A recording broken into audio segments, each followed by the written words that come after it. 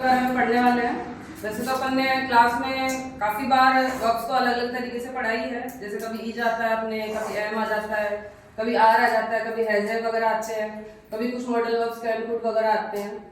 लेकिन अपन ने साथ में कभी भी इसको नहीं पढ़ा कि किस तरीके से ये डिवाइडेशन होता है, कैसे कैसे ये वर्ब्स आती है। तो आज अपन ये देखेंगे कि वर्ब होती क्या है और वो किस तरीके से अपने सेंटेंस में इंपॉर्टेंट रोल प्ले करती है। देखिए, वर्ब आप लोगों ने अब तक जैसे पढ़ा है, वर्ब फॉर्म्स भी पढ़ी है कि वर्ब का काम होता है जनरली एक्शन बताना, यानी कि कोई भी काम जैसे होता हुआ रहता है तो वो चीज बताती है। लेकिन वर्ब का काम सिर्फ एक्शन बताना ही नहीं होता, इसका काम है कुछ चीजें, जैसे अपन बैठे हैं और कोई चीज को अपन सुन रहे हैं, तो अपन ने इसमें कुछ काम किया क्या? अपने कोई बाहर से मान लो कोई आवाज आ जाती है, अपन ने उस चीज को सुन लिया, हियर कर लिया उसको, लेकिन उसमें कुछ काम किया अपन ने, कुछ एक्शन किया नहीं। तो वर्ब स्टेट कंडीशन को भी बताती है, साथ में एक्शन को भी बताती है ये, ठीक है। तो वर्ब का जनरली काम होता है, verb describes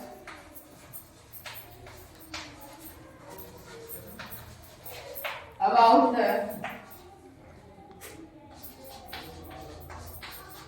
works of noun and pronoun।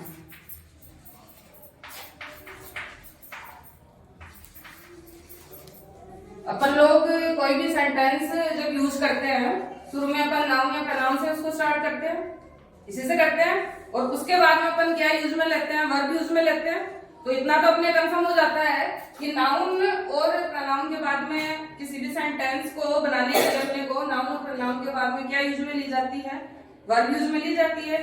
जैसे अपन एक सेंटेंस बनाते हैं, नाउन से बनाती हूं मैं, सीता वर्क्स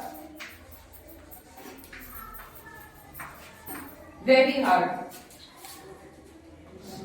सीता है, ये पर्सन है, पर्सन आपको पता है कि नाउन होता है, ठीक है, ये नाउन है आपका। इसमें कैसे आपको पता चल रहा है कि ये वर्ब ही है? कुछ बता सकते हो आप लोग कि ये वर्ब ही है? तमराज, अगर एक शब्द अपने पास वर्ब, इसको बता सकते हो आप लोग कि ये वर्ब ही है या कुछ और है? कोई बताएगा?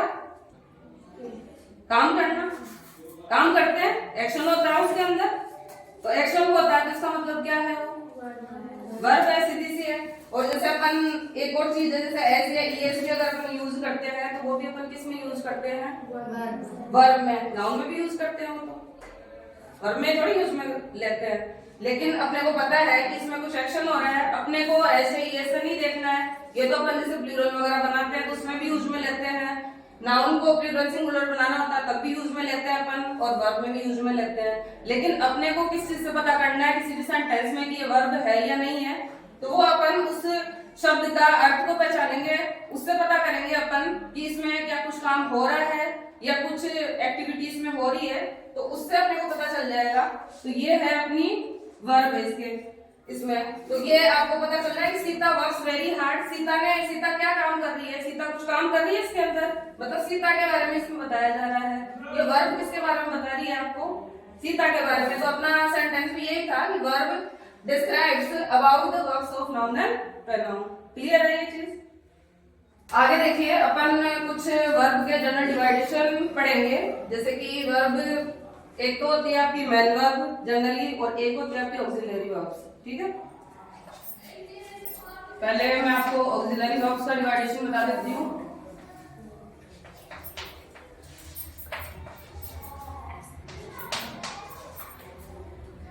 और मेन वर्ब्स जो आती है वो तो आप वर्ब फॉर्म्स पढ़ते ही हो, नहीं पढ़ते हो? वर्ब की फर्स्ट फॉर्म है, सेकंड फॉर्म है, थर्ड फॉर्म है, तो वो सारी आपकी मेन वर्ब्स में आती है।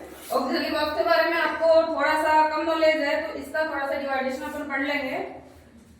फर्स्ट इसमें आएगी आपकी डमी वर्ब्स आती है।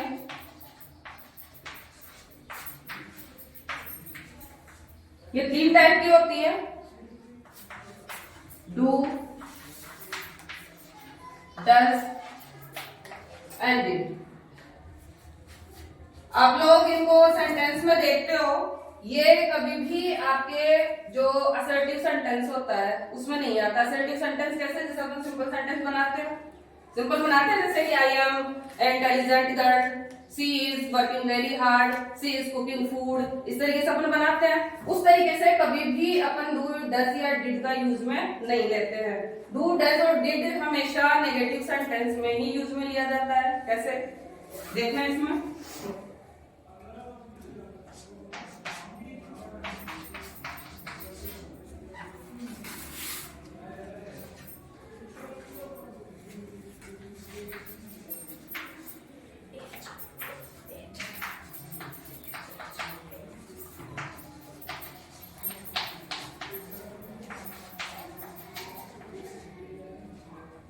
I play game in mobile phone, यानी कि मैं मोबाइल फोन में गेम खेलता हूँ। इसमें देखना, एक बार लिखना बंद करो, पहले समझ लो इसको कैसे आएगा। ये अपना एक सिंपल सेंटेंस है।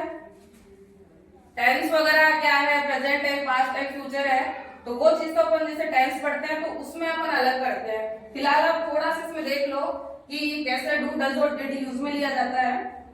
ये सिंपल सेंटेंस है। नेगेटिव आपको पता ही है कि जिसमें अपन नोट का यूज करते हैं, जिसमें नहीं का भाव जब आता है तो वो नेगेटिव सेंटेंस होता है। जैसे कि मैं ये काम करती हूँ, मैं ये काम नहीं करती हूँ। मैं ये काम करती हूँ और मैं ये काम नहीं करती हूँ, तो नहीं करना क्या हो गया आपका, नेगेटिव सेंस हुआ नहीं हुआ। किसी चीज के लिए आप मना करते हो तो नेगेटिव सेंस होता है। इसमें देखिए, इसका मैं नेगेटिव बनाऊंगी इस सेंटेंस को। ये अभी आपका असर्टिव सेंटेंस है, इसको मैं नेगेटिव बना रही हूँ। आई मैंने लगा दिया है यहाँ पे। अब देखिए यहाँ पे कोई वर्ब नहीं है अपने पास में। अपन क्या करते हैं, जब भी नोट लगाते हैं तो यहाँ पे कोई ना कोई अपनी जो ऑक्सिलरी वर्ब होती है, जिसको हेल्पिंग वर्ब भी अपन बोलते हैं, उससे वर्ब को अपन यूज में लेते हैं। लेकिन यहाँ पे कोई ऑक्सिलरी वर्ब है, यहाँ पे कोई भी हेल्पिंग वर्ब दिख रही है आप लोगों को? क्योंकि प्ले तो अपनी क्या है, मेन वर्ब है, मेन वर्ब ही है ना। तो इसको बनाने के लिए अपन क्या करेंगे, प्ले क्या है आपका, ये जो आई है वो सब्जेक्ट है आपका, प्रोनाउन है। ये सिंगुलर है, प्लूरल है, सिंगुलर ही है। लेकिन अपन ने जो पहले भी पढ़ा है कि आई के साथ में हमेशा जो वर्ब आती है वो कैसी आती है, प्लूरल ही आती है, सिंगुलर नहीं आती है ना। आई एक ही अपवाद रखना कि आई में होता कुछ सिंगुलर है लेकिन वर्ब कैसे लेता है, प्लूरल लेता है। तो इसमें क्या रहता है कि जो डू होता है वो प्लूरल के लिए यूज में आता है, प्लूरल सब्जेक्ट्स के लिए। डज होता है वो सिंगुलर सब्जेक्ट्स के लिए यूज में आता है, और जो डिड होता है वो दोनों के लिए यूज में आता है, प्लूरल एंड सिंगुलर, लेकिन ये पास्ट टेंस में यूज में आता है। ठीक है, अभी अपने को अगर डू डज इसमें यूज करना हो यहाँ पे इसके हिसाब से, तो अपन क्या यूज करेंगे, डू यूज करेंगे या डज यूज करेंगे? डू यूज करेंगे।